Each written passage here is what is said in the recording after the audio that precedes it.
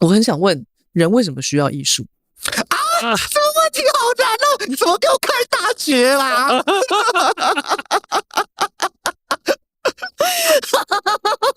我真的很想问，人为什么需要艺术？到底为什么？譬如说，你在笑什么？你在想什么？我们你前言铺了这么久，然后问了一个看一个大绝招的开场。这里是只能喝酒的图书馆，一个出租成见、探索未知的地方。对，你知道我就是在 Google 你的时候啊，然后我就看了一个影片，然后你那个时候好像是为了一个你的策展，然后你就是办了一个 like 讲座的那一种，我就在想说，哇塞，我听了好久，然后譬如说你在讲展场。然后那个展场，因为你们弄了什么东西，然后把什么东西打掉，然后你也做了一些木工，但是你还是让它这个展场变得很裸露，什么什么。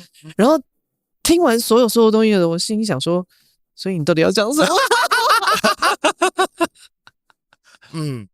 我知道你在讲哪一件事。你有没有发现说？当我们这种比较平庸的人类外围人士啊，对外围人士在听这些东西的时候，其实有时候真的会听不懂。会，因为我自己也听不懂。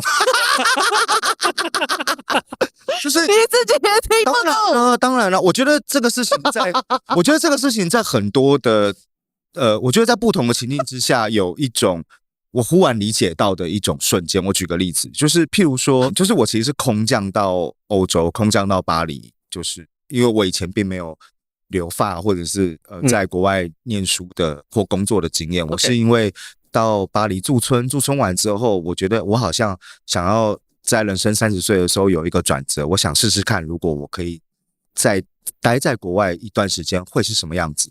所以我就申请艺术家签证，我拿到了，就是法国给外国人的那种艺术家签证。拿到之后，我开始学习跟进入到那里的一种生活或艺术圈的工作语境，然后我常常就会发现说，以前都会好紧张，觉得说这些艺术啊、舞蹈啊、身体啊、表演啊，它的论述都很高层次。然后当我必须要能够学会到某一种论述的表达方式的时候，我才能够跟别人交谈。但是我后来才意识到，其实在他们的生活文化里面，看表演、看展览这些艺术相关的事物跟体验，其实是真的是在他们的教育或文化的一部分。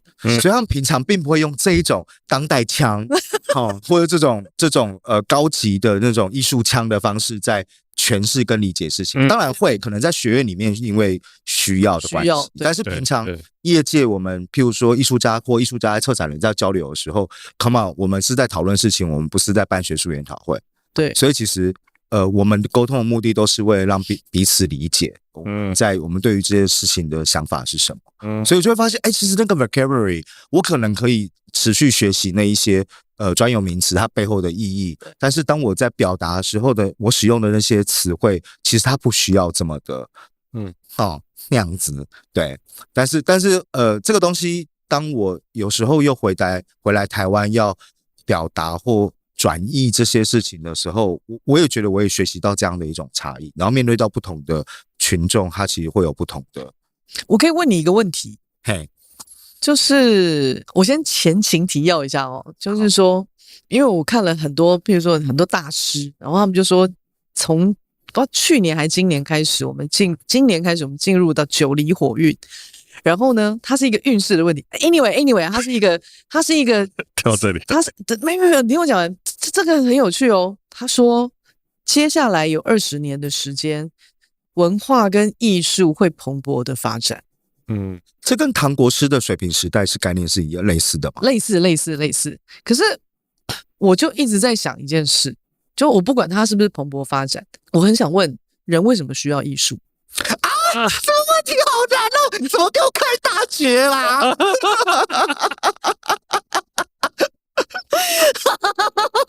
我真的很想问，人为什么需要艺术？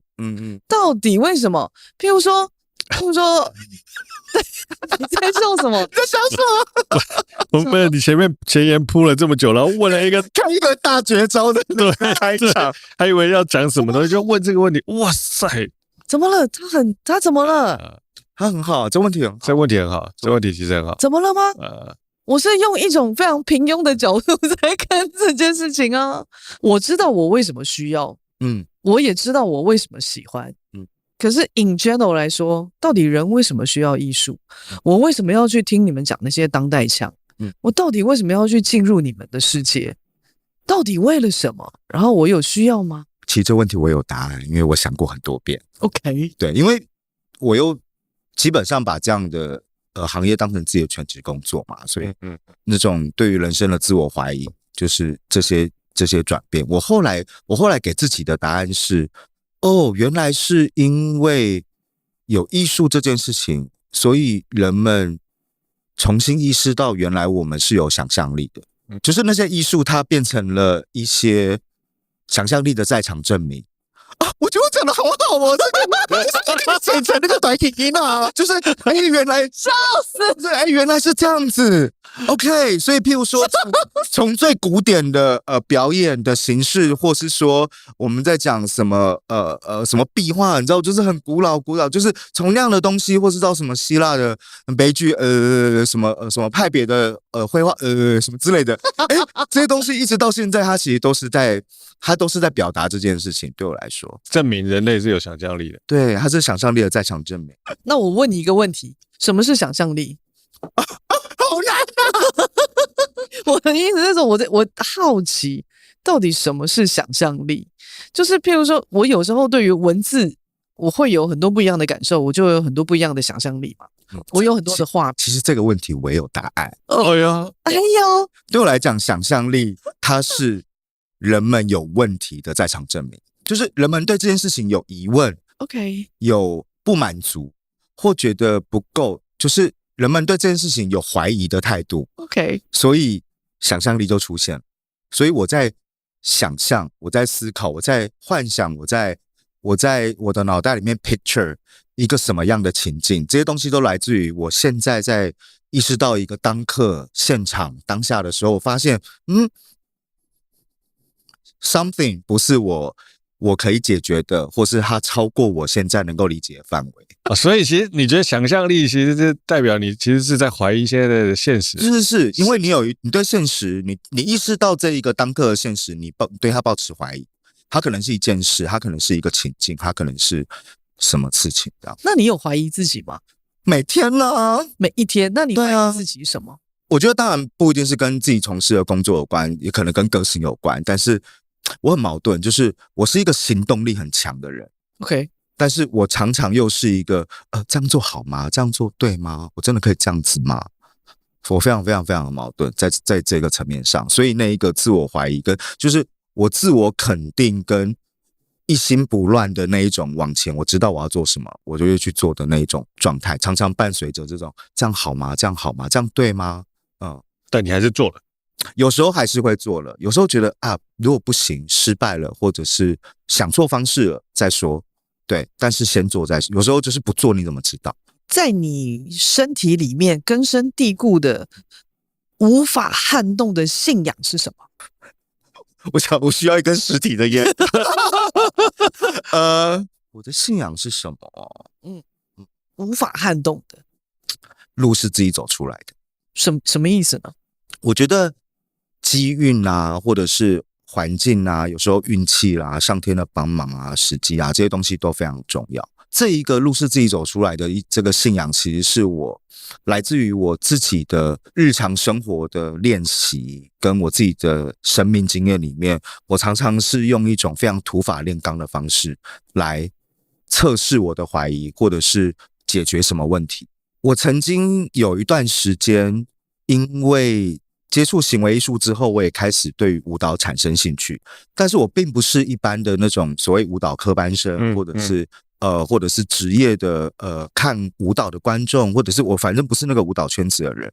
那我因为因缘际会之下，我对这件事情产生兴趣，但是我又太好奇到底舞蹈是什么，就是包括它的理论、它的历史、它的实践，比如说编舞家都怎么样在编舞，舞者都怎么样在跳舞，舞者是怎么样在思考空间、身体、节奏，他们脑袋为什么可以记得住这些动作？我对这件事情感到好奇，然后所以我就身体力行的用了2年的时间去练。OK， 就是我分别跟2个现代舞的编舞家合作了很长一段时间，在那2年内。然后我当年已经29岁了，就是对于一个想要学舞的人，就是脑壳里这么晚，筋骨已经很硬，对，你的筋骨已经很硬了，你的脚根本踢不开什么的。但是我那时候就是瑜伽课、芭蕾课、现代舞技巧课，然后排练，然后一起参与创作的那个过程，我把这整件事情花了2年的时间把它弄懂。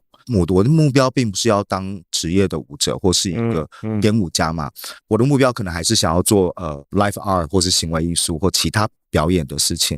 所以，但是那个是一个我填掉的过程，然后我用身体自己去填掉了这件事情，那个东西就留在我身上，没有人可以带得走。那个记忆，那一个知识，那一个对于这件事情的想法跟辩证，就透过那2年我的自我锻炼，就是我自己。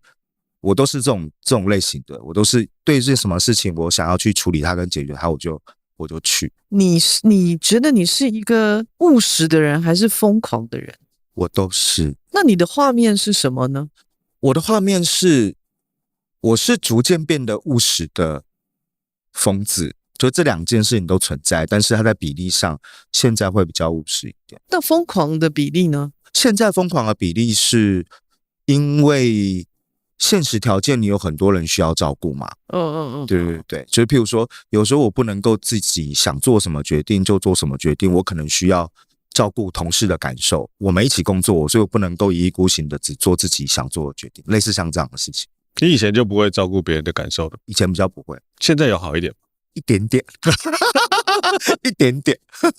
你是一个经常做梦的人吗？还好。OK， 你常做梦吗？我天天做梦啊！怎么会有这种超能力？你是那种常做梦，然后梦完醒来之后会记得梦的那种人咯？哦，你好特别哦。然后我都觉得他比我活了好几辈子的感觉。你等于常会，你的天线一直是开着，你一直常常在接受很多讯息的状态。可以这么说，但是因为我刚刚问你说你是不是一个务实的人，还是你是一个疯狂的人？那你务实的比例比较高，还是疯狂的比例比较高？对我来讲，那个画面是我在这个群体里面，然后我很想要有一种超级赛亚人的那个能力，然后就啪把所有人都打开。我不知道要怎么形容那个画面，我其实蛮常有这样子的画面在我的脑袋里面，所以我就在想说，你们每一次在创作的这个过程当中，会不会也是有经历过这样子的一个过程？你可能或许是对这个世界某种程度你有厌烦，或者是对这个世界某种程度你又很有爱，然后某种程度上你又在很多时刻你又很想要融入在这个世界里面，可是你融入之后你又很想抽离，可是外面其实看起来都很平静。完全理解。对，我也有非常非常类似的状态。我觉得你刚刚讲到那一种，就是非常具体的描述出那种在里面在外面，然后冷静，然后跟极度的狂暴的这些东西全部都同时存在那个状态。我觉得它非常像为什么我们现在看到很多人他们在做艺术创作？因为我觉得通常在不管是哪一种媒介，不管是影像还是现场还是舞台什么什么的，大概就是因为有一种这样的思想跟感受状态，所以必须把这些东西转换成那些叫做作品的东西。对，其实是去疏通它，或者是透过把那些作品做出来，然后再找到一个可以跟自己对话的机会。对。所以你觉得对你来说，艺术创作是为了自己，还是为了这个世界？我这样讲有一点，也许某种程度政治不正确，但其实我觉得非常大多数的时候都是为了自己。依情境而定，就是譬如说，可能巴哈的非常多音乐其实都是敬拜神的时候的那样的一种情境嘛。对，但是我相信大多数的时候，艺术家们在做作品的那一个动机，其实很多时候是为了自己。但那个为了自己，就是为了处理这些问题。我觉得这个问题啊，它其实是一个很 tricky 的问题。绝大部分的艺术家处理的都是自己的问题。你同意是这样？我同意是这样，绝大部分。可是那个要看他们对于他们面向这个世界的广度到底有多广，深度到底有多深。但是他在本质上面要处理的都是他的问题，因为是他面向这个世界嘛。是。那个宽度跟深度，它就会触及到我怎么样从只聚焦在认为自己是我的问题的这一个过程，转换到他有一种同理，对，他能够感受到，其实对，也有跟他类似处在这样的情境的人，然后也许透过某种作品的表达，那些人其实能够跟他一起在那个作品里面找到那个对话的机会。我觉得那种东西，它比较像是一种来回跑的一种状态。譬如说，我可能在怀疑的是，这个到底是这个世界的问题还是我的问题？就是它是一个不停的、永远都不会停止的一种质问，我懂，对自己或是对自己。白话文来讲，就是到底是我坏掉了，还是这个世界坏掉了？对，太可惜了。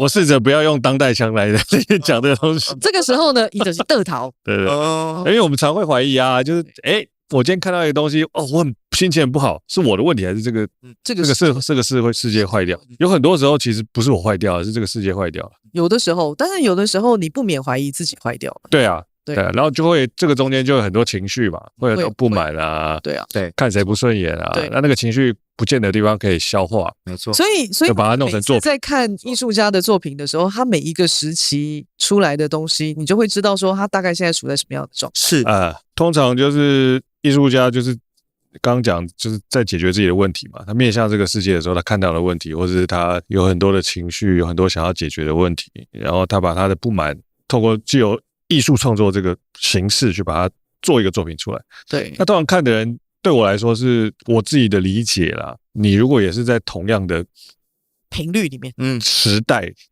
或者频率，有很多艺术作品为什么可以流传很多时代，是因为过了很多年，这个感受是一样的，就是人类会有的感受，对这个环境的压迫或是什么，他会有比如说孤独的感受，或者是寂寞的感受，所以很多作品它可以留很久，是因为那个艺术家当年可能很深刻的描写他当代遇到的困境，但那个困境有可能过了20年甚至100年，还仍然是这个问题。时代在变，但是这个抽象的东西是一样的。那我很想问说，你怎么看待孤独，跟怎么看待寂寞呢？譬如说，我们常常会有一种感受，我们会把它描述成我觉得好孤独，我觉得好寂寞。所以孤独跟寂寞它是一种感觉到的事情，但对我来说，孤独跟寂寞它不是一个感觉到的事情，它是你所住在的现实。什么意思？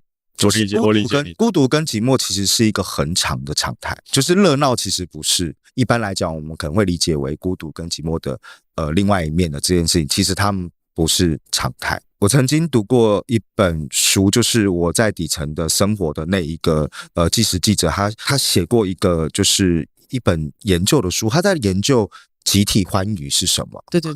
然后那本书中文翻成演唱会为什么翻转世界什么，但它其实对，但它其实英文的书名就是A History of Collective Joy。我觉得他写的很好的地方是，他从最早的这些譬如说古希腊的这一些仪式啦，然后原住民的仪式啦，然后到中世纪啦，然后到譬如说摇滚乐啦、朋克啦这一些，甚至到马拉松这一些，人们为何会集体上街？人们为什么需要集体聚在一起？是因为这件事情它是需要透过被创造出来，就透过聚集这件事情，他们才能够感觉到另外一种意志的力量或支持。言下之意其实意味着不上街，其实每一个人在自己的家里，或是每一个人在自己的一种孤独的没有跟人群连接的状态，它反而其实是那个现实，是因为这件事情作为基础的现实，他才会去做出这一个就是他比较不日常的事情。所以上街聚会，一起去看表演，一起去听演唱会，一起去进入那一个集体欢愉的状态，它其实是一个比较不日常的事情有理解，可以理解这个概念蛮好的，这个跟我的想象是蛮接近的。我有一阵在想说，其实孤独其实是事实，一直以来就是长久以来它是事实。人最大的恐惧其实就是孤独，但是我们为了要跟这个世界连结，其实是要花很大的 effort， 就是你要花很大的努力，不管是你要花1万块去买 Blackpink 的演唱会的门票，这它是要花努力嘛。你要比如说今天上街去抗议你也要努力，你要去出门，让你这个孤僻的心是打开面向这个世界，或许会收到共鸣，也或许会受到痛苦，是，但这些都需要努力。是，那你为了争取那种你不孤单的感觉，其实你都需要努力。对，我有阵的感觉是这样。我觉得豆导翻译的很好，豆桃对啊，他真的都是可以翻译成我专业他专业的专业，好专业哦。豆桃就是专业。你有开放就是 booking 吗？又请你来。可以。我觉得你刚刚讲那个，你描述的很精准，是因为对这个东西让我想到，平常我们 in general 也会觉得说，人类是一种群居的动物啊，是这种群居的社会性啊，其实天性啊，但其实在这一个逻辑上来讲，其实是对我来讲，其实正好是相反。这个事情，我有一阵子有在想一件事情，就孤独跟寂寞到底有什么差别？我想了好久，我后来用一个很自私的角度去解释这个东西，它就是孤独，就是我处在一个很丰盈的状态，但是别人都不懂。那寂寞就是一个我现在处在一个很缺乏的状态，但都没有人要来理我。同样是孤独跟寂寞，但其实我的状态是完全不一样。那你可以理解我说，我觉得寂寞是一种欢愉的状态吗？可以理解。那你帮我解释一下。我觉得你就是喜欢自己一直都很缺乏的一个状态。对，没有错。我觉得你的内心有一种饥渴，对，贪婪，贪婪，我真的那个是贪婪，对我来讲是贪婪。对那个是莫名的贪婪，为什么不知道？但它就是一个贪婪。对它也是一个动力的来源，我觉得蛮对，就好好利用它，我觉得是不错的事情。对，我就是那种如果发现说这个杯子的水要满了，然后我就会把那个杯子变大。它就像那种一只马前面一定要挂一个红萝卜，他忽然有一天吃到红萝卜，他难过。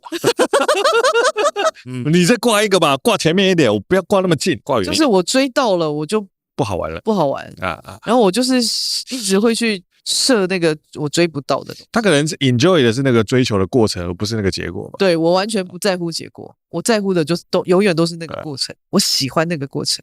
过程真的有时候比结果是什么都重要太多。可是这个也让我觉得说，其实艺术对我的帮助非常的多，在这个过程，因为艺术这件事情，它其实更多时候他在跟人交往的东西，其实是那个过程，对，多于那一个结果。每一次我就看到他，就是看了他的作品之后，我有更多的问号的时候，我就觉得爽。对我来说是这样，就是因为我就是你知道。我就是没有办法满足啊！我刚刚不是开头问说人为什么需要艺术，其实反过来问是，那到底为什么人不需要它呢？那我问你一个问题好。那对你来说，艺术是什么？为什么都要问这种需要抽一根烟的问题？哎呦，喝酒。有很多问题，它其实是很基础的。如果问题再回归到本质的问题，它就会一层一层扒开来。所以最终我们想要问的东西，其实是那个很本质的问题。到底我需要什么？我为什么需要它？我觉得人通常都是有灵性的。你看 baby 出来，然后你可以感受到他其实都懂这个世界，他没有不懂。但是他出来以后，他开始渐渐长大了，然后我们就要面对这个复杂的世界。如果有一阵子我可能觉得空了，那我就会想要去看展，可能就想要去接触艺术，然后我可能就会去看一些跟哲学相关的书，因为他们就会去问很多本质类的问题。我觉得我没有办法，可能真的回到真的归零，但是我觉得我有需求。因为这个世界有时候太过于复杂的时候，会让我更疯狂。我觉得我的疯狂会来自于这个地方。你真的是一个好艺术家性格的人哦。是啊，他是。你好明显，你很藏不住。对，就是很外露，嚣张的，这是一个赞美的意思。不是因为我有，就跟人家说你很机车这其实是个赞美，它是个赞美。因为我从小的时候我就有一个理论，对，就人生就像打那个羽毛球或者是乒乓球、网球，就你要接下一颗球的时候，你还是要回到你原来的位置，对，你还是要回到你原来的位置去接下一颗球，可是你要回到刚刚好的位置很难基本上不可能。可是我都期许我自己，我走到哪里了，然后走到某一个程度了，我还是要回到那个原来的位置。那我知道很难，我可能踏不到原来的位置，但是我多踏几次，它可能那个印记就会被我踩到了嘛，我回来就会越来越容易。我觉得你刚刚已经回答到我其实要回答的问题，然后你刚最后的那一种你需要去，即便你再回到你原来想回到的那个位置，都不见得是同一个位置，但你仍然愿意不厌其烦的折返回去的那个状态，对我来讲，我的诠释就是，这就是为什么我们常常看到很多我们认为伟大的艺术家，不管是在世的或不在世的，他们好像很多时候他们一辈子只在研究一个问题，因为他们是在不同的阶段用不同的角度不厌其烦的来回处理这件事情，问题越挖越多，越挖越深，从来不觉得这些问题都已经找到答案，但是每一次都稍微找到一个解释的过程。然后这个东西是就像你刚刚讲的那一个提问的这件事情，为什么你在对自己充满提问的时候，你这个时候你特别敏感到我好像需要一点艺术的一种对话，在这个来消解这一种焦虑，是因为我认为艺术是人们对于事物感到怀疑或有问题，对这个世界提出问题，但是不只是提问而已，他同时还解释这个世界的方式之一。所以艺术家他就会在一种我对这件事情抱有疑问，他在进入各种媒材的艺术创作的过程当中，他自己在重问这个问题，所以他其实在进行一种诠释的过程。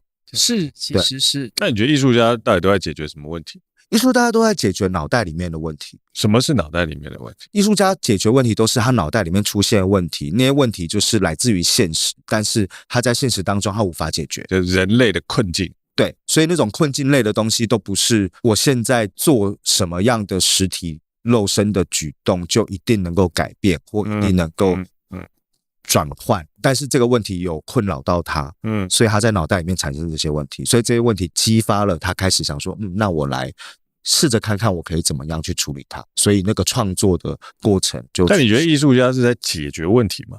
我觉得艺术家通常不是在解决问题，但也有抱着想要解决问题而做艺术的艺术工作者，譬如说艺术治疗这样的一种音乐治疗、绘画治疗、戏剧治疗，就是譬如说艺术治疗的这样的这一群实践者，他们就会比较偏向于他们认为艺术具有一种解决问题的功能。对，但通常我认为通常他们都大部分的艺术家不是带着要解决问题。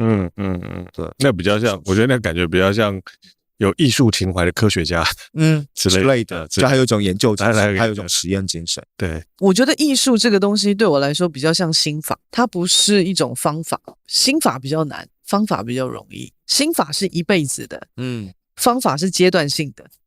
它不是你现在立刻找到一个方法钻进去，然后你就能够解决了什么，它是一个解决的过程。对我来说是这样啦，就我这个粗浅的理解，我觉得艺术家在做的事情就是在认真的认识自己。那就是因为自己这么奇怪，所以他更想要认识自己，更想要处理这些脑中很多的杂念，所以他比任何人都更诚实。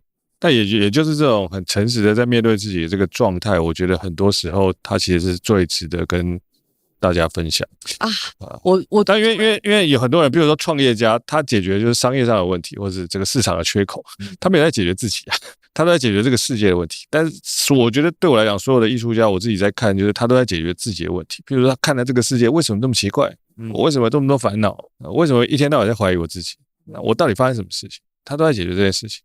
那有时候解决他看到这个世界不合理的现象，他只是把它提出来，用一个嘲讽的方式，或者是用一种转化的抽象的方式去认识。对我来讲是这样，我自己理解的是这个东西。因为我们最近有一个长辈雷香，然后他才刚过世，前天因为他之前有帮他做了一本摄影集，他是编辑，他是图像编辑，但因为雷香他本来就有很多不一样的媒材嘛，比如说绘画、书籍，然后声音等等之类的，这样他不会去定义他自己是一个什么样的艺术家。然后在这个过程里面，我就在想一件事，就是我觉得艺术之所以迷人，就是因为它无法被定义，它被允许如此的自由，不受限在任何的框架里面。那个对我来说是一个艺术的本质啊。对我来讲是这样，就是我可以如此的自由。对，自由，我觉得是自由。我可以如此的自由。自由对你来说是什么？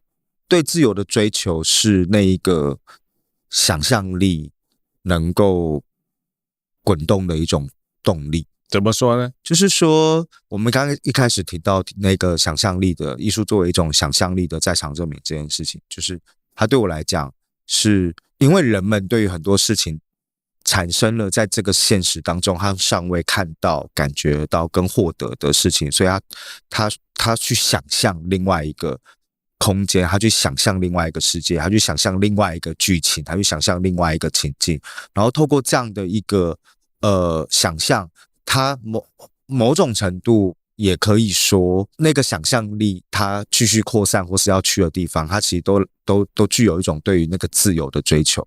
所以那个自由对我来讲，其实是一种仍然是一种对于现实的不满足，仍然是一种对于现实具有一种问题意识的过程。所以那个自由在于我意识到我有自由的需求，是因为我意识到原来我现在在一种相对来讲叫做不自由，或者是有限制，或者是有框架的情境里面。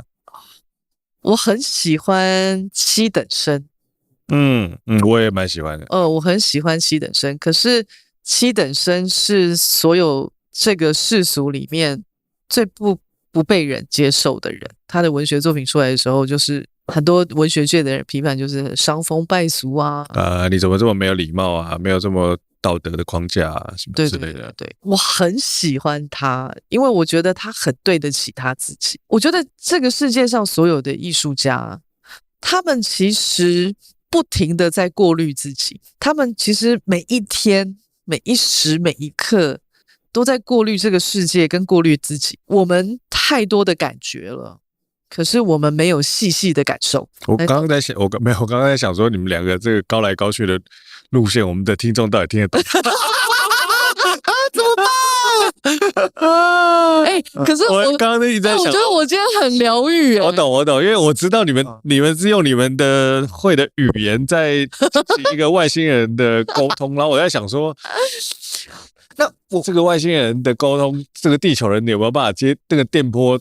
那个天没有开到我跟你讲，因为你知道我们讲出来的东西几乎都是画面你刚刚讲那个七等生的例子，让我想到比较靠近我自己的经验的是陈俊志奇杰陈俊志是，就是我跟他实体认识跟接触很晚，就是在他出版《台北爸爸纽约妈妈》的那个时候，大概10年前，那个时候因为那本书一出来的时候，当然就造成轩然大波。对，我觉得不只是它是一个自传体，然后也包含了他的这种艺术创作者的一种书写的姿态这件事，也就是他自己本身的作品的一种美感在那。那个时候，因为那时候我小时候的时候，因为那个作品它有被改编成舞台剧，那个时候我在那个剧团工作。OK， 对，所以打工这样子，所以跟奇杰有很多接触。然后你刚刚讲的这件事情让我联想到他，如果是用陈俊志跟他的《台北爸爸纽约妈妈》的那个书写的那一个过程，或是那件作品为例的话，我觉得那就是一个他在寻找一种解脱，跟他想要往自由里去。那个他不断的过滤了各种的感受跟记忆跟痛楚这么多年，在不同的透过影像的媒介，透过不同的媒介，但是直到那一本书的出现的时候，他有一种把那个世界的粗糙累积到一个程度，然后一次都过滤掉，把它用一种文学作品的方式把它呈现出来。那个作品太强，那个后劲太强，后劲很强。是我真心在想说，为什么有一个人可以对自己狠成这样？对，好狠哦！对，看到他之后，你会去反思，到底你有什么可以不勇敢的？对我来说，我刚听完你们两个讲的东西，我现在正试着组织我的语言，因为我翻译，我刚刚有发现我的脑袋在空中飘了就是旋转了一圈。我觉得自由是人类终极的追求。但因为追求自由的路上，你必须要非常诚实的面对你自己。对，你要知道你是谁，你从哪里来，你想要往哪里去。但这个过程通常都是残忍且痛苦的。我觉得艺术家是在这个世界上是对自己最残忍的一种人类，因为他不残忍的话，他没有办法做出跟大家有共鸣的作品。那很多时候他作品做完就做完了，他没办法解释，他没办法叙述，而且不想解释，而且不想解释，因为他已经把自己挖出来给你看了，我到底还要解释？他已经先把自己逼死了，所以那个东西才会出现嘛。对，然后我都已经弄出来，你还要我怎么样？告诉你说这个发生什么事？没有，那不是我的事。对，我不要做这个事情。对，我的感觉是这样。但对，我觉得那你刚刚回到讲对你来讲艺术是什么？对我来讲就是，我觉得这个世界的人都向往自由，但是我们大部分时间都没有在追求自由。所以其实艺术家是提醒我们说，他付出这个行动，有一个东西，有一些人还没有忘记这个事情，就提醒我们说，我们或许可以往那个方向前进一点。是，但这个用一个现代的角度来解释这件事情。假设这个人世间有2个选项，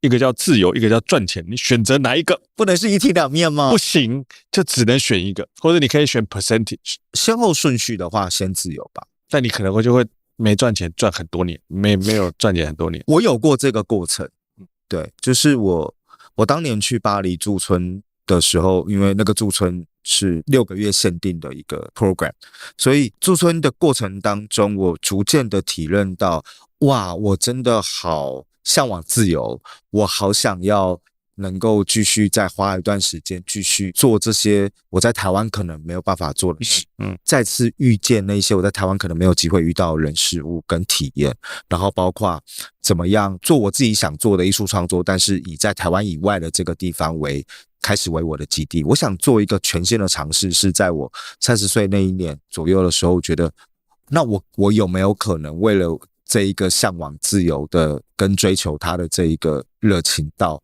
可以从零开始，那我就真的这么做了。对，因为你空降到那里，开始在那边，你要打进那边的艺术圈，你要开始那边想办法找到机会让别人认识你，想办法不要发表自己的作品，这些东西都要付出代价。是，你要放弃一些什么？我要放弃很多事情，我要承受经济上面的不富裕，我要承受身心上面的我有不适应的地方，文化差异也好啦，或者是我开始学习怎么样社交。我是在巴黎的那段时间开始学的，对，所以这些东西都是一种生存意志，但是支撑这个意志跟行动是因为对那个自由的追求。有一阵子啊，我记得2022年的时候吧，到2023年，我长时间我都好想裸奔OK， 就是我对，他有一阵子一直跟人家讲说，我最近好想裸奔，我最近好像到处跟人家你有讲。做吗？我衣服穿很少，我的布料很少。我的婆婆都常常说，你是不是很穷，所以你的布料都特别少，衣服都破一个洞一个洞的。最近有一种不自由的感觉，这2-3个月我又很想裸奔了，我的内心就有一种很疯狂，就是这些世俗的这些束缚，我都很想要挣脱掉。我有一段过程是对于裸体的追求，就是我对裸体的追求，是自己裸还是别人？自裸啊，就是我开始接触到就是 live art， 就是这种行为艺术的表演的时候，我开始的起手式就是全裸。我不是为了全裸而全裸，是因为我发现在陌生人面前，那当然这里的陌生人不是一般陌生人，是观众，就是在陌生人面前，在一个艺术框架里面的观看情境当中，全裸的这件事情，它其实是把一种你自己非常诚实跟脆弱的状态交付出去的一种 statement。那这个 statement 其实对我来讲非常的迷人，真的是不是？对，就是对，这样。所以那个时候我就发现说啊，我并不是因为想要秀自己的身材有多好，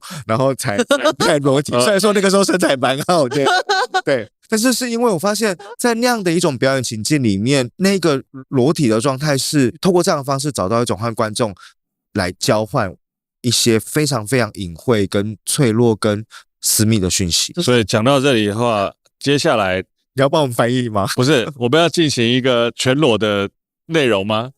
什么意思啊？你现在 right now 吗？你说 right now 吗？啊，不要，等一下这个会被那个黄标还是红标？不可以，不可以。但我觉得不，我想说都已经讲到这个点上了，不然应该要来弄一点什么东西。但我觉得他刚刚讲的很棒，就是说展现自己的那个脆弱。是。前一阵子有一个人问我说，为什么你都可以这么诚实的、跟这么直白的去把你自己内心里面的跟脑袋里面的想法就说出去了？现在我可以理解了，我把我自己的脆弱交付出去，它其实也是自由的一种。我觉得这是人类终极的渴望，对我来说是这样。从生下来就开始在挣脱所有的枷锁、所有的框架。换个话说，是长成我自己想要的样子。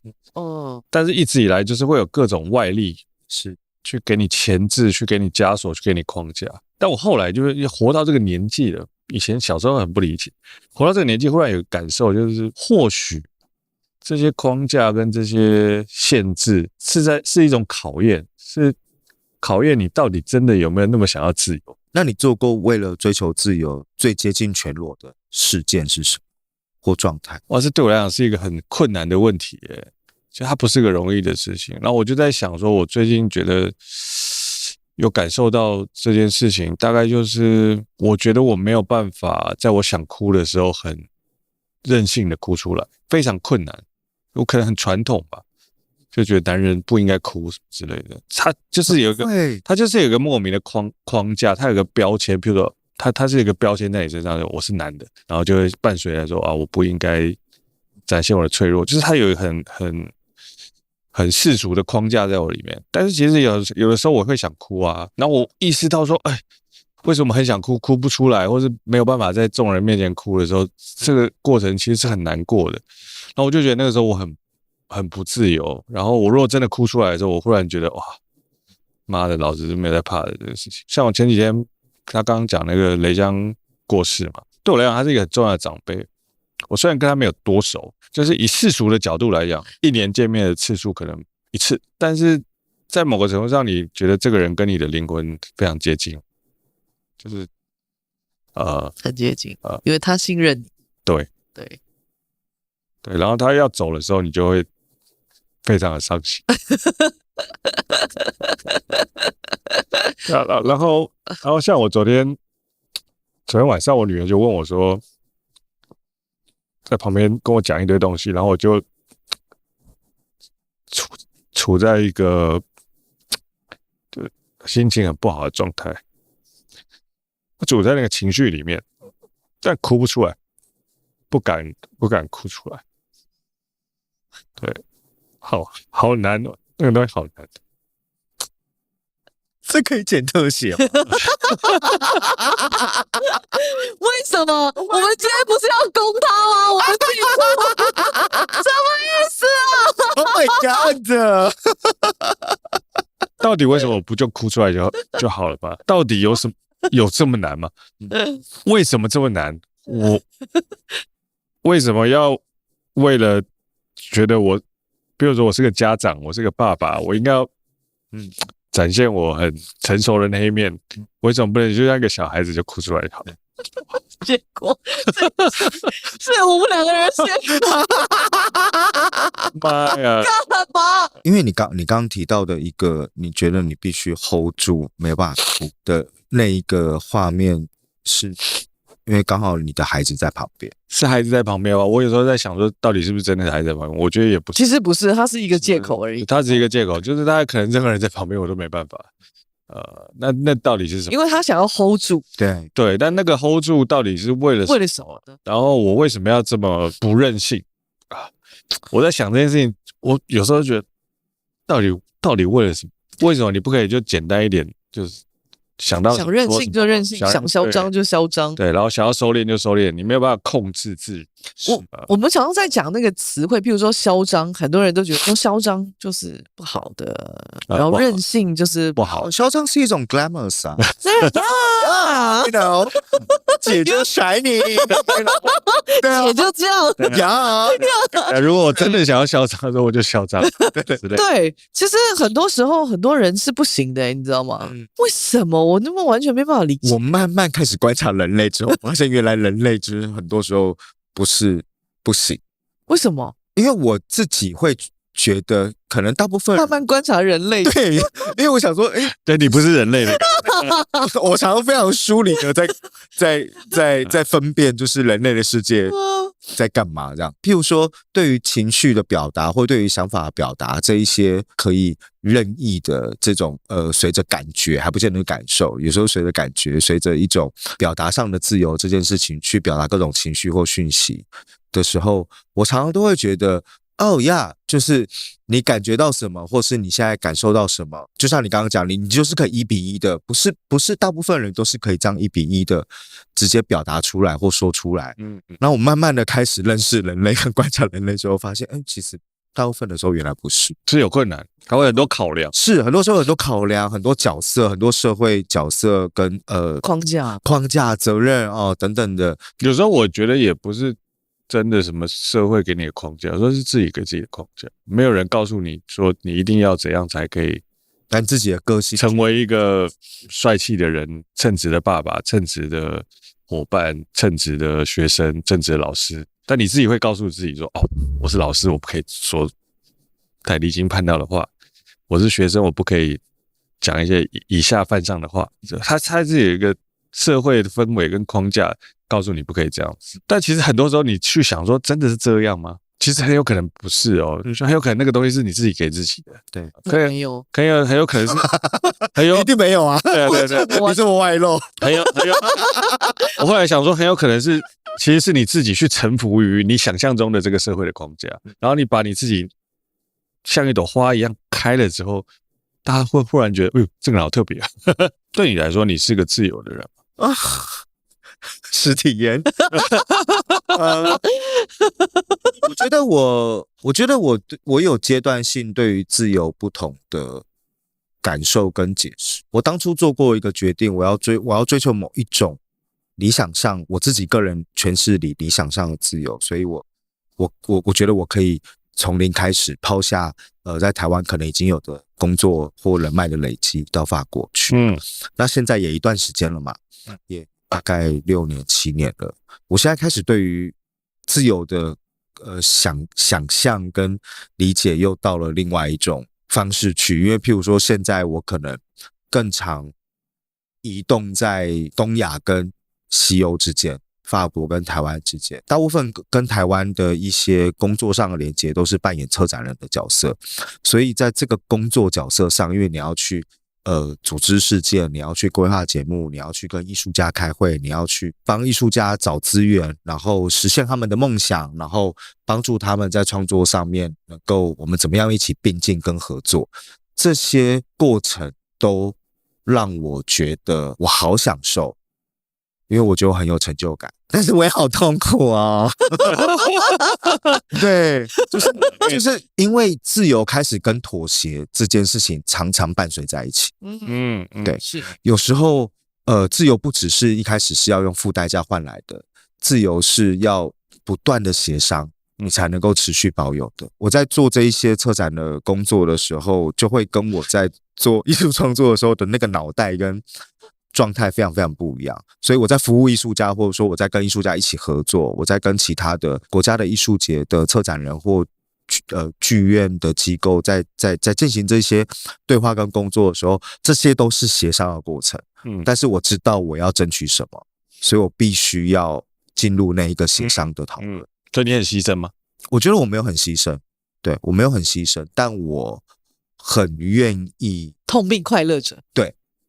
对，但你是一个很 M 的人，还好好像好啦，是啦，好像是然后查这么久，对，因为我刚刚在想说，到底你干嘛有吗？好像是但是很开心的地方也是在于自己是有用处的。原来我这样做可以完成什么样的事情，或帮助到什么样的人，或者是让什么样的事情变得更好。那当有这样的一些效果出现的时候，当我在工作上处理的一些计划能够有这样的效果出现的时候，那个成就感会觉得原来这些想象力，原来这一些实践它是有共感的，它是在这一个不要讲什么社会这么大的东西，它光是在一个社群里面它是有意义的。对。你最近是感觉到脆弱的时刻是什么？就是这几天，哦几，天？真的吗？就是我觉得，因为我常常跑来跑去，在不同的地方工作。那我最近特别意识到这件事情，就是说我来自这个地方，但是我最近这段时间，每一次回来台湾，因为工作需求回来台湾的时候，我反而觉得我对这里好陌生哦。我回到台湾的工作的这一个区间跟状态，它逐渐的变成一种回来台湾也是来出差的。对，所以你知道那种感觉就是，你今天如果你有个地方叫家，不管是精神上的家或实质上的家人，有家人的家，你有时候出去忙了一整天，然后你回到家可以一个人安静，或是你有一个伴侣的时候，你会知道你有一个地方是区别于你需要把你的能量对外跟对内，对，跟对内，然后你有一个区隔，你有一个空间，心理空间跟实体空间上的区隔，你知道你出去，然后你可以有地方回得去，你有地方可以叫回来。那我最近进入到一种状态是，我好像在欧洲也一直不断的在出差在工作，因为工作的关系，我其实花不多时间在巴黎。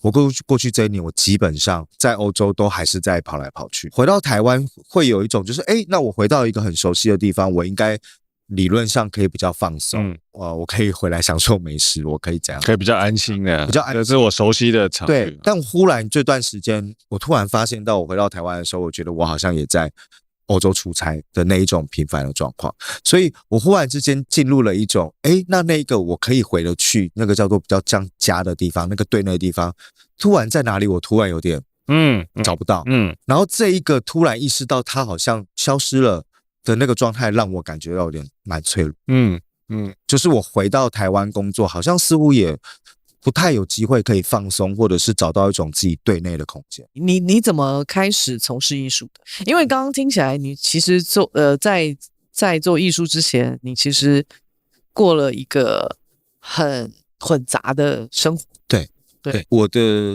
大学背景其实是戏剧系，但是我很奇怪的状况就是，我进去了之后，我才发现我对戏剧没兴趣。就是因为你本来对这个事情很有兴趣，所以高中就去往这个方向去了嘛。那进去之后才发现，原来我对于莎士比亚，我对于怎么扮演别人，我对于这些事情其实没那么有兴趣。那该怎么办呢？转学又好浪费时间哦，我不如自己去挖掘我自己感兴趣的东西。OK，所以那个时候我仍然对于表演、剧场、戏剧是什么感兴趣，只是在学校的那个过程让我发现，我可能必须得要往外找不同的方式。你是什么状态下意识到这件事？我是在那个老师都乱教，每天上课都看老师不顺眼的状态啊。对，或者是觉得说怎么这样子，然后这样，对，好，我是来错地方了。对，就是当时候 ，Oh my God， 讲出来的了。对，这个好笑。当时候我就觉得说，对啊，那我到底来这里干嘛？对，我到底来这里干嘛？那我就开始去打工啊，我开始去打杂啊，譬如说。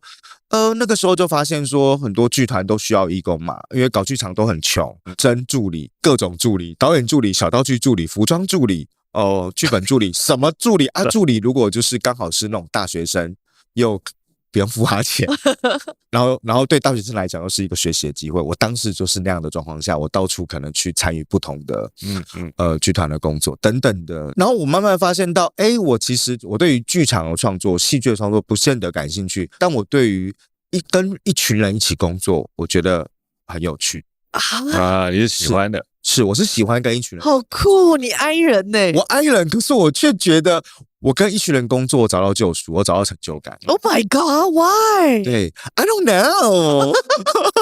我觉得好像是因为自己是 I 人，但是在一个和一群人一起工作的时候，我反而会比较意识到，原来我的位置在哪里。原来我是在原来我扮演了什么样的角色？原来我的用处是什么？借由这个理解自己，是，那还是 I 啊？对啊，只是我发现，原来和一群人一起工作有这样的一种发现自我的过程。一直到我接触到行为艺术，我才比较认真的跟察觉到原来我是有创作欲望的，嗯，然后就开始狂脱衣服嘛，开始全裸嘛，开始做什么衣服，对对对，所以我有一个这样的一个转过程，这是一个过程啊。对，然后你刚刚问说我是怎么样发现或怎么样进入那个艺术创作，是因为我发现全裸是我的救赎。就是原来那个身体可以直接现场表达，然后那个赤裸跟那个脆弱的一种交流，它成了我发现原来我有一种创作欲望所以我会发现说对啦，原来我要做的是这种很赤裸很真诚的东西，难怪以前莎士比亚没感觉了演别人的故事原来我没兴趣那种太文艺青年的东西了。然后我才意识到原来是这样，你就是第一秒就想要脱光的那种人。他就是这个是属于疯狂的人类啊，逐渐务实的疯狂的人。什么叫逐渐务实？因为我刚刚在问说你是不是常做梦的人，因为陈传兴有一次他就讲说他是一个每天做梦的人，因为他绝对的疯狂，他看起来就很冷静，他就会把他所有的疯狂都放在梦里面，所以其实每天做梦的人对他来讲就是一个极度疯狂的人。但如果梦很少的人，就是在现实生活中是绝对虚伪的人。这样子吗？互看看不知道，我不知道啦，我不知道。我们想一下，感觉一下。我的解读是这样，因为对我来说，真的吗？他的逻辑是不是因为经常做梦的人其实每天非常健康的在疏通自己的压抑是不健康是疏通但不健康，所以他会在梦里面再疯狂一次应该说在现实生活不健康，对因为他的疯狂在现实生活中大家承受不了。对，你有跟他类似一样的感觉吗？我就是有啊因为你也是常做梦，我就是有啊，所以他在讲的时候，我完全 get 到他到底想要传达的东西。因为他也是一个很急掰的人类。你说他，婷婷也是，对，就是一个很急掰的人类。对，他是什么意思啊？没有这个基本上对我来讲这是个称赞。OK， 因为对我们来讲，像我们高中的时候，如果有人说你很机车我都觉得这是个称赞。因为为什么？因为它证明了我的独特。但是我们就只是觉得说我很诚实的在面对这个看起来很庸俗的世界啊。为什么呢？不知道，就是因为每一个人都在压抑自己，在掩藏自己，然后在掩饰自己，然后我就会觉得说好无聊，超无聊。然后为什么不能够很坦诚的去面对彼此？但是很坦诚的时候，就有一些人就觉得，难道你就不知道我现在心里面很受创吗？对啊，你想脱，你也要问我要不要看啊？对啊，坦诚也是一种你想要全裸，你要考虑一下，我眼睛不是很好，我到底有没有想要看这个？可是人就是这么奇怪，讨厌虚伪。但同时间，他只能承受虚伪。为什么？因为他害怕真实，是吗？因为虚伪比较简单你觉得你是个虚伪的人吗？我有时候可以是，我觉得我本质上不是，但我有时候我也会意识到我在进行这样的表社会化，就是特别是在工作上的时候，譬如说。你今天看了某一个导演或编舞家的演出，然后看完了就觉得不知道在演什么，但我可能不喜欢，对啊，对，但我可能在社交上我就说 ，Oh my God, congratulations, that's amazing, 哇哦，就是我当然没有那么夸张，你反呀，对，但是有需要这样子吗？对，有的时候就视状况而定嘛，但是那个时候我就会知道说我不诚实，可是我也不可能去在某一种只是很短暂的接触的一个社交情境里面，要去跟他大聊特聊说你很糟糕呀 ，What's going on？ 你为什么要这样做？你坏掉了吗？你最近处在什么状态吗？对。可是我有我试过，他会就是会，他是会干这个事情。我不是会干这个事，而且我就觉得我常被讨厌。我后来也有觉得我要想办法去化解这一个我自己脑内的冲突，所以我后来呢就会看完演出之后就赶快走就不要有对话机会，对，不要留下来，免得在社交上你还要去跟。那我懂，对，那我们两个是相反的，因为我就是会直接讲的人，然后我就在检讨我自己是不是应该要去说congratulations 的那一个人，你是会去做一些因为工作需要，对，然后我就是不会去远，但我觉得这个其实也不是因为工作需要。我觉得不是用这个角度去解释，是你想要成为一个什么样的人。对，但是这是同一件事情。对啊，对，因为但我觉得那个工作需要，就是因为我必须要扮演一个在第一次接触的时候，不要让人家觉得很大牌、很拽，或会让人受伤的一个策展人的角色。对，所以一开始我在学习这个事情的过程当中的时候，我确实会有刚刚那样子的那一个状况出现。对，那后来我就会觉得我需要调整一点，我需要找到一个 balance。但你不觉得就是你自己给自己的框架吗？你这样说也没错。对，因为我也确实也有看过拽的5、6、7、8万，对，然后也活得好好的，也活得好好的，但是我又不想要成为他们像那样。对，我觉得那是自己想不想是的问题。那你能不能够去形容说，其实你是一个什么样的人呢？我没有办法。为什么？我常常觉得我应该已经够了解自己，知道怎么样去确认自己跟描述自己，但很多时候才发现，其实没有。我们对于认识自己的阅读细致来分的话，有一种我到底是在认识别人认识的我呈现出来给别人的那个样子的我，还是我在认识那一个层面以内的或以外的那个我。然后我常常会在这两个自我认知跟解读上非常非常的重复。我懂，我懂，会，这个一定会。这个好有共识哦。是完全每个人都会，每个人都会。对，我每一个时期啊，我到一个时间点我都会打电话给我弟啊，我很好的朋友啊，然后就问他说，你觉得我是一个什么样的人？因为我经常性的在透过他们给我的回复，就是他们觉得我是一个什么样的人，然后去理解，原来我的行为让他们去理解我是一个什么样的人，我就再回过来问我自己，是我的行为其实我是故意的，或者是其实我根本就不知道，但是有很多时候其实我知道我是故意的。这件事情实在是太诡异了。我是不是故意的这件事情，我后来知道，我都知道。下意识其实都知道，可是那个当下我们都会欺骗自己。讲一个很有趣的例子，我刚认识他前2年，然后后来我就要跟他结婚嘛，然后他弟就问我说，你怎么可以忍受这样的女人？他跟他认识了一辈子，然后我就说，我觉得你姐人非常的 nice， 我在跟他交往这个过程当中，我觉得他脾气非常的好。然后他弟就跳起来说，你讲的那个人是我认识20-30年的人吗？后来事实证明他说的是对的。我只是遇到诈骗集团了。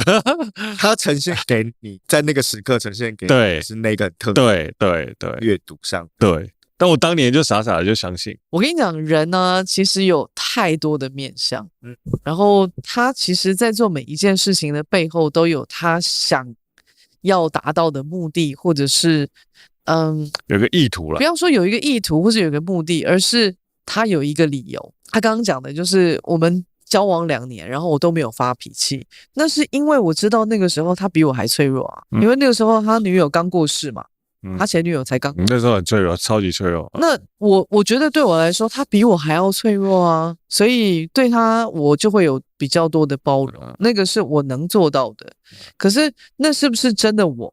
某种程度上也是，是真的我。那个是因为我想要在这一段时间释出我对你的善意。但为什么现在就没有善意了？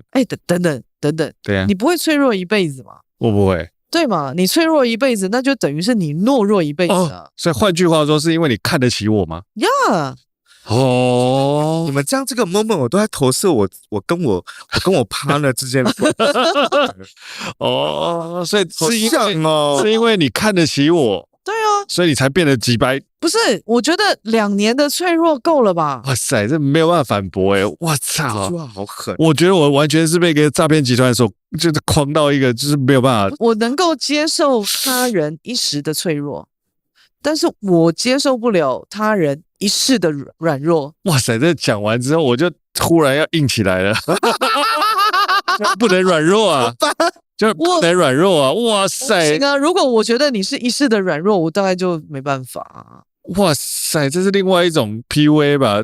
我在吃瓜。哇塞，这很厉害，这是很高段的。我觉得你不会一辈子都这么衰，你有一天会振作起来，所以我现在给你一巴掌，因为我觉得你够了，你要活起来，对啪，对打下去。然后他同时这样说的时候，他其实对你是高度肯定。对是啊，然后我内心应该要感到欣喜，但我又觉得打在脸上这一巴掌热辣辣的，有点承受不起。可是我对每一个人都是这样啊。妈呀！哎，那你觉得他是一个可以接触你脆弱的人，对不对？是啊，是啊，是啊。哦，好棒哦！反正我觉得每个人就是会有状态，就 up and down， 上去就下来，然后下来又上去啊。但我觉得这个上去跟下来这个循环是很自然且合理的。但只要它不是太离谱的状态，我觉得你都是可期，它总会很快就会再爬起来。但在它掉下去的时候，你其实对我来讲是你能做的事情就是尽量的去撑住那个局面，不要给他太多的压力或是期待或什么的。哎，我发现我又在投射我跟我 partner 的关系，我跟你很像 OK 然后他跟我 partner 很像。 OK，对，你们现在在讨论这些生活小事的东西，完全投射在我家。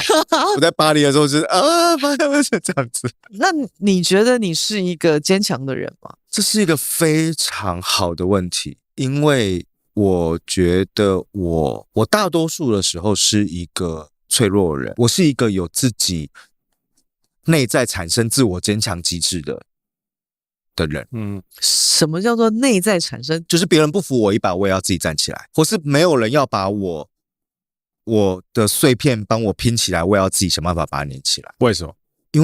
因为路是我自己走出来的，我是非常就是务实的实作土法炼钢派的，就是今天在恶劣的环境跟条件，在没有后援跟支持的条件下，我都仍然相信我自己可以有办法靠自己做到一个程度。为什么你可以相信这件事情？而当你被逼到绝境很无助，你只能靠自己的时候，你不得不相信，就是没有你确认真的没有人帮你，你没有任何的支持，但是你又想要做一些事情的时候，你真的只能靠自己，你就会这样子你就只好这样下去了。在那样的一个过程当中所训练出来的自我坚强机制，其实是来自于历经过一种很无助跟很脆弱的状况下把自己训练出来。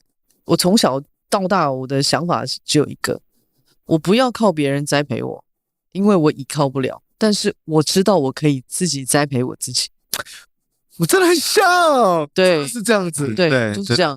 那个底层逻辑是我们从来没有放弃过自己，我们都相信自己，不怀疑自己。你在这个过程里面，你有质疑自己的地方，或者质疑各种决策对是不是对？可是那个质疑都是质疑你自己的方法，这个阶段的方式不对，可是没有在质疑你自己的信仰的，因为你有你相信的那个价值。我觉得找出那个定锚点是对我来讲非常非常的重要的，那个就是我心里面的相信的那个信仰跟那个价值。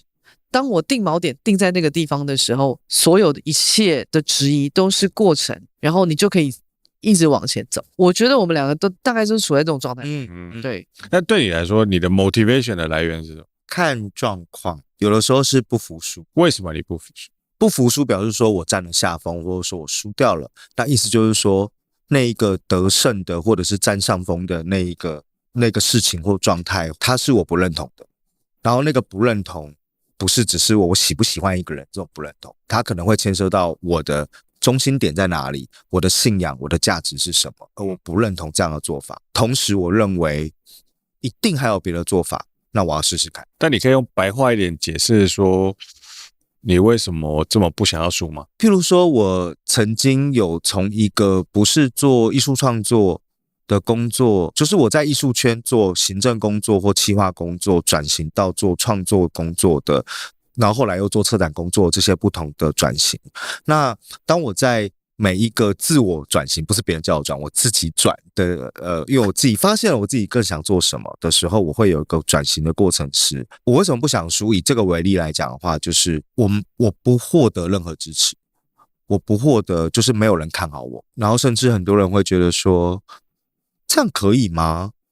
就是你不要笑想了吧，或者说怎么不祝福就算了，然后也还会踩你一脚之类的。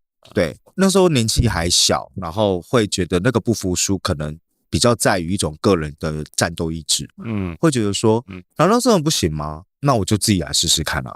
所以在那个情境之下是有一种自己个人的战斗意志。然后譬如说到巴黎自己一个人闯，也会有一种好像没有人做过这样的事情，或是也是会有很多人觉得说，你也没有去法国念过书，你也不会讲法文，然后你突然来了，你就要开始展开你的重新开始创作生涯，你凭什么？然后我确实没有凭什么，因为我什么都没有，我凭着我的那个不服输，或是说我就是很确定知道我要付上那个追求自由的代价，所以我什么都愿意做。你觉得在这个不服输的背后，你觉得你害怕什么？我害怕我白活，我不是一个很多事情都在很早的时间点就知道自己喜欢什么跟要什么，很多时候是在过程当中逐渐发现的。但是我只要有获得那个机会，能够在不同的阶段发现或意识跟认识到什么事情是这个事情好重要，我一定要去做，我就超级行动派去做，因为我害怕白活，我不想要浪费掉这个发现的机会。这个东西就是不是怕输啊，而是怕自己没输过。我刚刚有差点被打到哭点。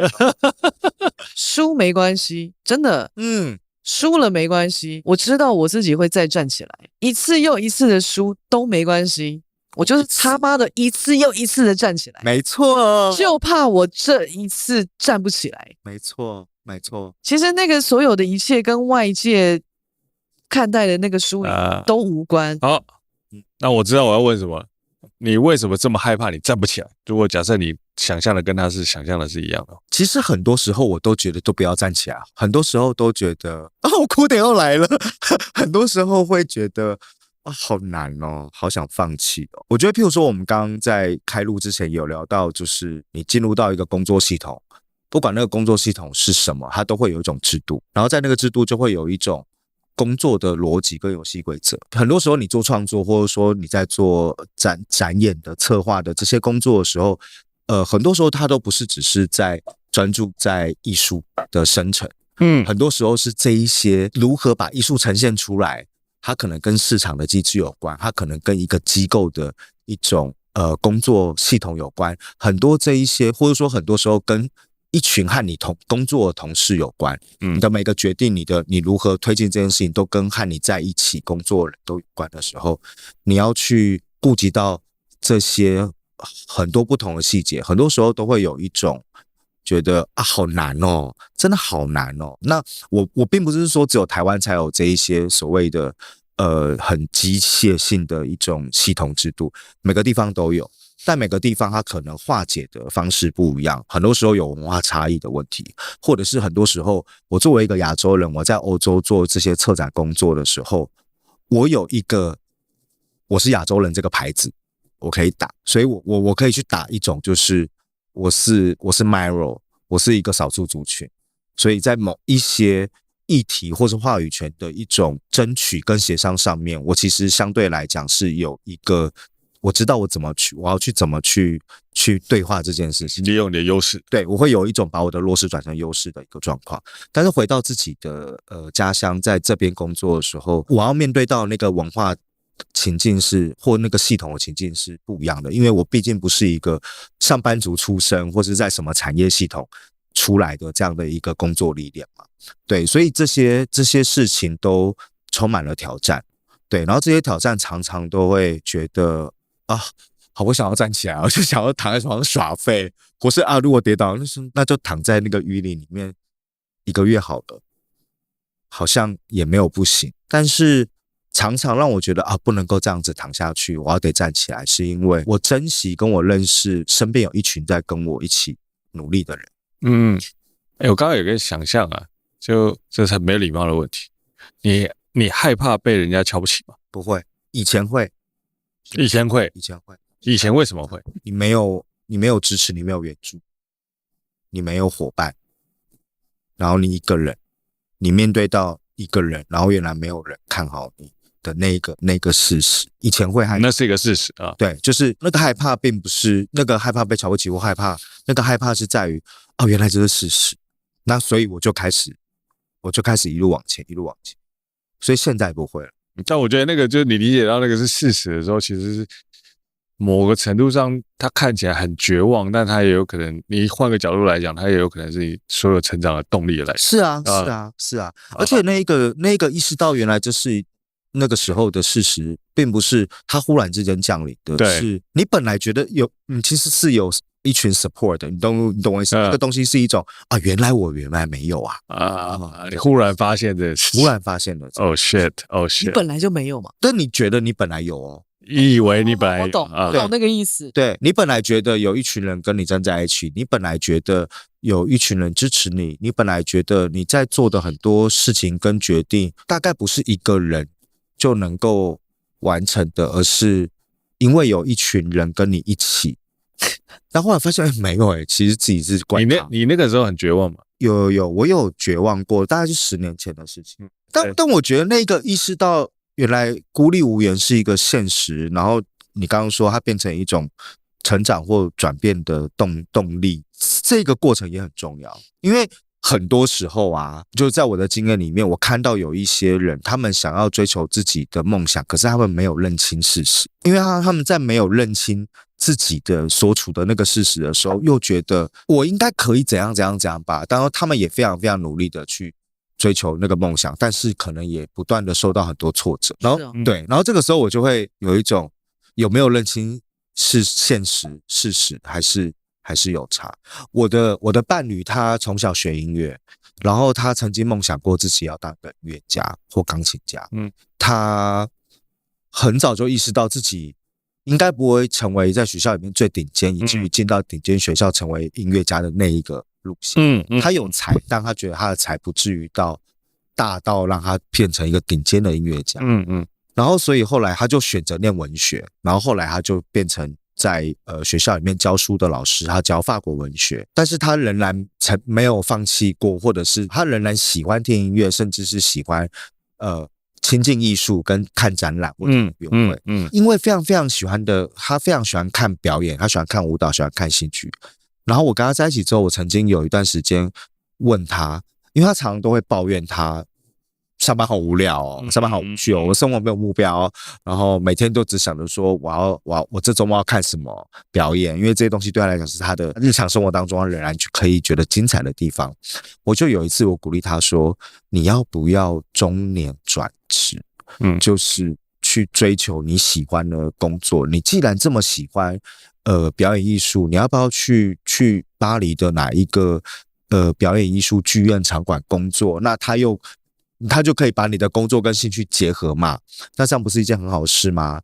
然后他说他不要，因为他现在在学校教书的薪水比较好，然后生活也稳定，所以那一个平淡跟稳定跟那一种他可以满足的这个东西是他选择而来的，是他追求的，他所相信的。是，但我觉得这件事情很好，因为我常常在讲，我们常常在问人家说，你相信什么？你要追求什么？你为什么追求这个东西？对我来讲，它没有什么价值的判断，因为我觉得你生长在不同的背景，你不同的 character， 你会追求不一样的东西。对，那我只是想要确认说，你是不是真的相信这件事？我常常在问人家的是说，你真的相信你现在相信的事情吗？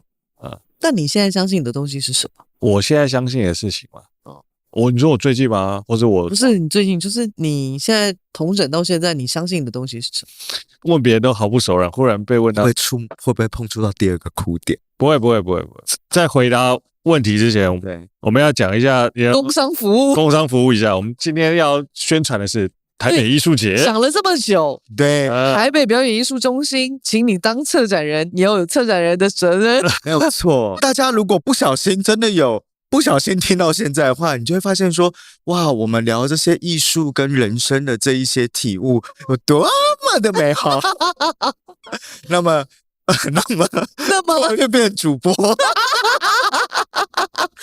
那么什么？对，那么我们今天还想 offer 大家，邀请大家那个体验表演艺术的美好的另外一个方案，就是今年夏天8月开始的台北艺术节。今年呢，我们主题叫做时间博物馆。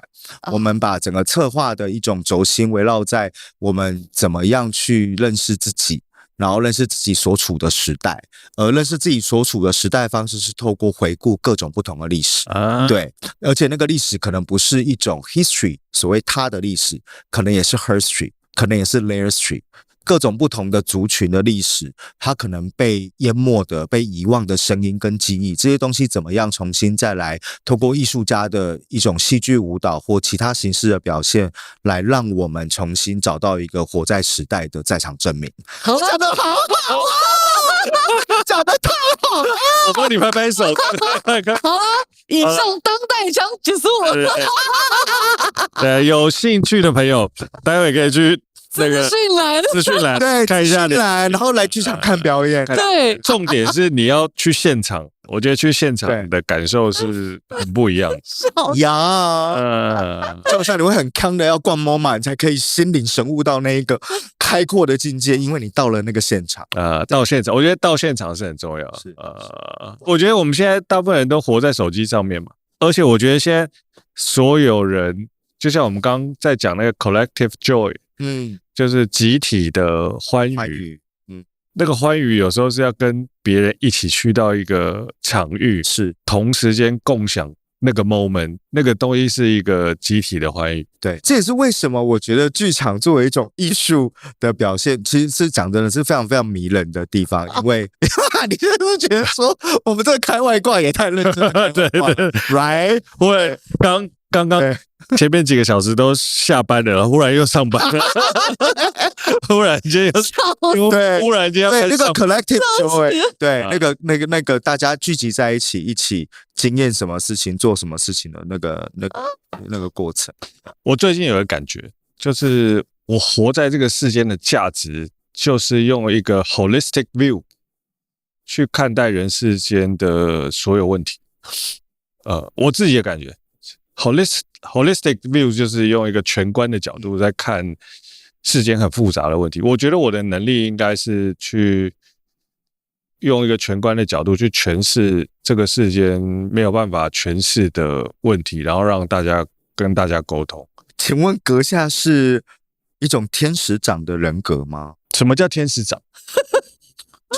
就是你是天使的领班，就是你不是只是天使而已。你是这样的人格吗？因为你刚刚讲说，你觉得你的某一种价值跟任务是用这样的方式全观，或者是我不知道，因为我有一阵子，比如我30几岁的时候，我有一天忽然想说，我大概70岁的时候，我要去考中医执照。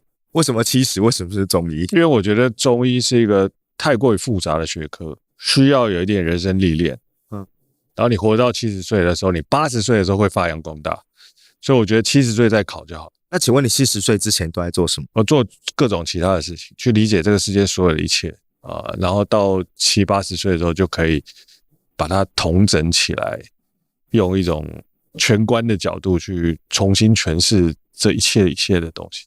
你这个人好奇怪哦！你怎么会先设定了那一个叫做70跟中医的目标，但之前你也不认为这些东西都需要导向那个地方去？不需要，因为我的兴趣很奇怪啊。譬如说，我有可能这个礼拜在研究的是我们家顶楼漏水，我要用什么材料？没有，他就解决眼前的问题嘛。然后我就会花比如说2、3个月的时间去解决它需要用什么材料，用什么功法去把它完成。然后，但是把它完成之后，我就觉得无聊了。所以，其实我真正在意的不是那件事情，我只是想要透过去做这件事情，去理解这件事情。你们两个都是很在意跟享受过程。对，真正在意的可能是我有一天可以用另外一个角度去解释这个世界是，比如说你的情绪可能可以用我修漏水的去同理或者是什么东西。我对我的想象是这样了。那所以我觉得我不急着去做什么对其他人来讲很重要的事情，我只在意我最近在意的事情而已。因为我知道我的目标就是我想要去理解这个世界，用全观的角度去看这个东西。但这有个缺点，就很有可能你年轻或是壮年的时候可能赚不到任何的钱，它是需要牺牲。但我可能想要追求的就不是那个赚钱的目标，而是我未来会知道的那种比人家多一点什么奇怪的东西的内容。这他听起来其实是很中二的想法了。不会啊，换一句你刚刚稍早问我的，就是我要财富还是自由，你其实也是很类似的这种答案。我觉得那个有某个程度上是很任性的。我某个程度上是觉得我们算幸运的，就是有机会可以。对我来讲是我自己定义是我是幸运的，但就别人的角度来看，可能也不是这么认为，因为别人的角度看说，欠这么多钱之类的。应该是说，在很多的压力之下，都还想要任性的做自己。就尽量争取自己做自己的空间。我们是幸运的。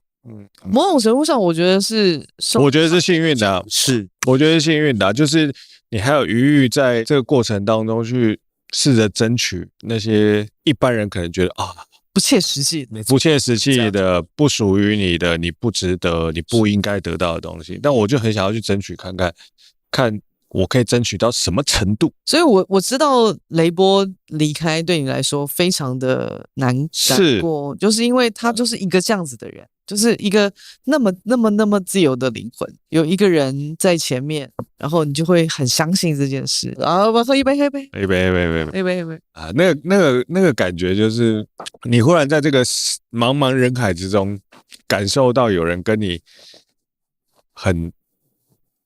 不要说相似，很亲近，很有连结感，然后你觉得你不孤单，然后忽然今天他挂掉了，哇，大马要死了！我今天也刚下午也去了一个告别式，我也去投射说，哇，如果这些人也会离开我的话，会怎么样？这样。那如果是你呢？那个离开的人是你，那我想象不到啊。我当然知道，我现在对于我的伴侣或对于某些人来说，我是重要的，对。可是如果用 Hank 的案例来讲的话，我不确定我是谁的雷杯，我不知道，所以我无法想象。但换个角度来讲，如果你明天就挂掉了，你觉得你现在对得起你自己吗？还不行呢。为什么？哪个部分还不行？我觉得我在争取跟努力，跟我还在不放弃的那一些事情，我还没有做完。我会有遗憾，所以你油门还没全踩。我没想过这个逻辑，但也许有可能是这样，还是你只是保留一些油，在你真的可以冲出去的时候再冲。我有一个在工作角色上的梦想，是我希望可以成为一个优秀的跟有创建的一个，不只是艺术家，可能也是一个国际策展。所以在这样的一个工作角色上，我能够把自己的用处发挥到最大，然后我有很多自己想要完成的一些梦想的计划，不见得是成就我自己的，很多时候是我想要成就别人。我现在刚开始，就是譬如说我在欧洲工作生活6、7年，然后我现在开始不只是在作为艺术家的身份开始可以有很多的机会在美术馆或者是艺术节里面表演，我现在也开始把这些资源跟我的经验跟学习运用到当我作为策展人的时候，我怎么样提供其他的艺术家这样的资源跟连结，我正在开始做的过程当中。我在2023年接任台北艺术节工作之前，我开始获得在别的地方策展的工作机会，譬如说印尼舞蹈节找我加入策展团队，我变成共同策展人。奥地利的林兹的国立美术馆找我去帮他们创办一个表演艺术节等等的，或者是法国的一个舞蹈节，他们找我做客座策展人的这些工作，这些机会都非常的对我来讲都非常的重要。我也很幸运，但我也不完全靠幸运，我也是努力让自己能够获得这样的一个工作机会或邀约。那这些东西都是过去这一两年开始出现的，所以我会觉得可能油门还没踩足，或者是我现在才刚开始要准备怎么样把油门好好的往下踩。因为你想象你自己这个人发挥到极致的时候，他那个样子是什么？就是你想象说你在这个变瘦就在这个混沌的世界里，你把你自己全部能演的都演出来了，然后用力的展现你自己，你最后会是一个什么样的？它是一个，你形容一下那个画面是什么？我觉得那个形象一定是一个佛教徒的形象。佛教徒，佛教徒吗？为什么是佛教徒？对啊，为什么是？我先生是藏传佛教徒。OK，对 OK，然后那个佛教徒的形象对我来说，如果我发挥到极致了，我的天分或者是我的努力也好，发挥到极致，所以我能够达到我这一世我能够想象的一种成就的高度。但是一旦我发挥到极致，也到达那个高度的时候，我也知道我一定会进入到，因为我更通透了世间的很多道理，我跨过了很多的门槛，或我面临过了很多挑战，我消化过了很多问题。当我站在那高度的时候，我相信我一定也会是一个非常谦卑的状态。我常常在想这件事情，就假设我今天已经把我自己活到一个极致的时候，我觉得那就是我衰老的开始，因为我已经看懂了，我通透了，然后我接下来能做的事情就是无止境的衰退。无止境，因为你认为通透是一个高点，因为我已经没有东西可以再往前进了，很有可能。你知道我女儿3岁的时候，然后有一天我们带她去英歌买盘子，然后在路上我们就买麦当劳给她吃，然后回来到公司的时候，我们就到4楼去吃饭，她还在吃那个薯条，那个薯条已经吃了1个多小时了，所以她就冷掉了。然后我弟就坐电梯上楼到4楼，然后看到我女儿。然后就说：“娜娜啊，你在吃薯条啊？那薯条冷掉了，你什么时候买的啊？”我女儿就斜眼看着他，就说：“薯条还没冷掉的时候。”对，就差不多这种感觉啊，就是差不多这种感觉啊。你知道那个几白就几白，对，可是它是事实啊。就薯条还没冷掉的时候买的，因为你问这个问题，我就这么直白的回答你啊。可是对很多人智慧的回答，对啊，对啊。可是我好喜欢他们那样的状态，就是不假思索的，然后就是直接告诉你说，你问的什么鬼问题？因为事实就这么简单而已，是真相不过如此而已。是，像我女儿，就每次我就说，哦，你长大以后，然后你怎么样，然后我就死掉了。然后就说哦，那个时候我会去看你，但你那个时候就变骨灰了。他们为什么现在可以？他很小的时候，国小2年级，他们就可以讲这些东西。然后我们就觉得说，哇，那个你知道那个状态是很好的，你知道那个纯粹跟那个通透。对，但我们如果这个年纪讲这个话，就会觉得说，你怎么那么白目，一点都不理解人家的感受，商家的感受。但他确实是非常，他就是事实啊，是非常通透的一种。所以我每一次在跟他们聊天的时候，我都好羡慕他们哦，没有任何的杂质。对，事实就是事实，真相就是真相。那你不觉得小孩子就很自由吗？是啊，对啊，还没被污染啊。我常常都觉得有小孩，或是看着小孩，或带着小孩，都是一种很大的学习的机会。因为我刚好到了一个年龄阶段，不知道为什么突然我身边的跟我同辈人开始有家庭跟生小孩这样子，从那样的一个过程里面，我察觉到这件事情，就是有小孩的时候是一个很珍贵的一个学习的机会。某个程度上是啦，是因为我觉得我们变大人之后，很多时候就不敢去想一些很纯真、很天真的想法，有时候就为了应付这个社会嘛，你要升迁，你要赚钱，你要想办法争取你能够在这个世间得到的成就，你就没有办法真的很纯粹的去看待一个很简单的事情。我觉得我们这一辈子汲汲营营的在追求的这些东西都是假的，其实一点都不重要。重要的是你能够回到那个本质吗？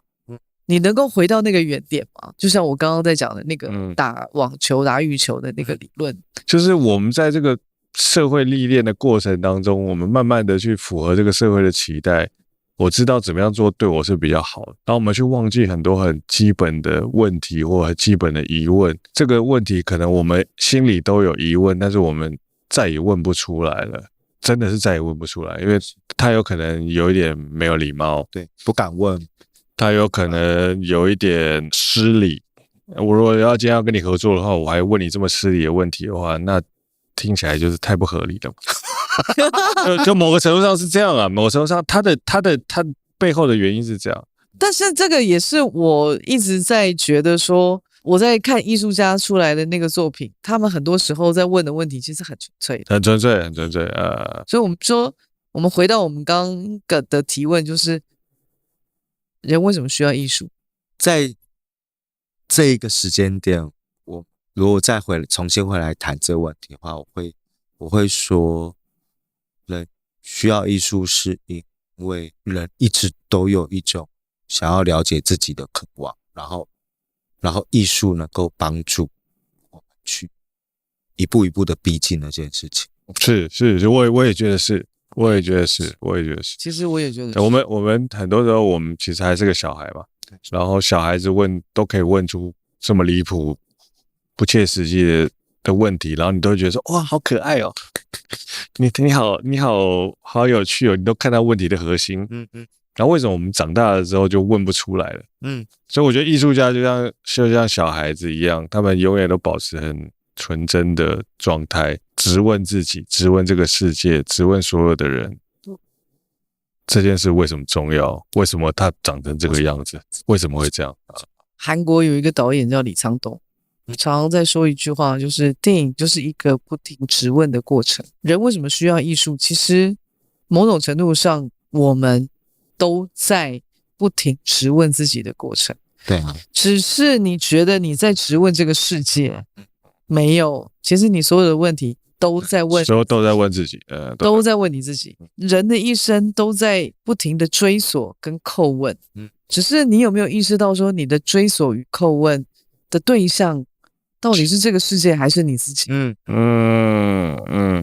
哦，这个话不错。世界想了，谢谢长灯。我觉得我要帮你开一个台啊！我也要借一下我的天线。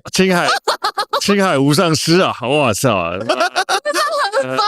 我真是一个宗教频道，真的，我真的觉得这个宗教频道，妈，我们就是宗教频道，我们不要再假装了，我们就是宗教频道。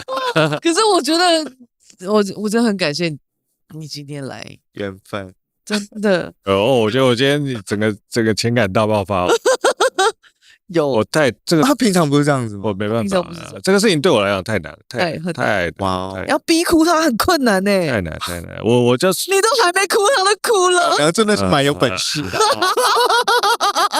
我属于一个希望在这个世间处在一个很平静的状态但是我内心也是会有波澜的。当然，那当我有波澜的时候，我就不知道怎么处理了。当然，我们今天本来还在想说要弄你或者什么之类的，那时候你没弄到你没弄到我，弄到我自己，不错，太痛苦了哇！我觉得我们就是彼此互弄，